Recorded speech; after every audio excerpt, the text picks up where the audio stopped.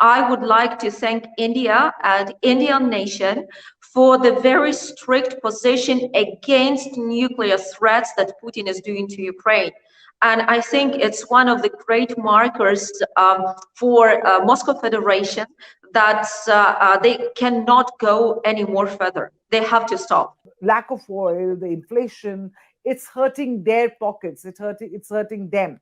How would you respond to them? What would you say to them at this point? First of all, on behalf of all Ukrainians, we are really grateful to any representative of the civic society of every country who is supporting Ukraine and who is helping us to survive these hard times. On the other hand, we are trying to explain why Ukraine is not fighting only for itself and why these countries are not helping only to Ukraine. Actually, to withstand energetic hybrid war that Moscow Federation is making against all the other countries, this is a question of energy independence and survival of these countries in the future.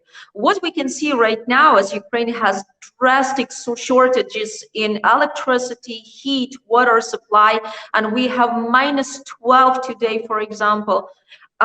What we see that all the Europe is in a very high pace, is starting to reconstruct its energy infrastructure, involving alternative energy sources. And of course, this is the independence for future. Can you imagine that the Germany was dependent more than for 60% from Moscow gas? Yes, today it's quite hard to change everything, but it's interesting to know, but the countries, especially Germany as well, they started this turn to alternative possibilities against Moscow gas 2 years ago, actually. And they are not paying very high price for that. Yes, it's a bit difficult right now, but this transition will make them independent from future Moscow influences.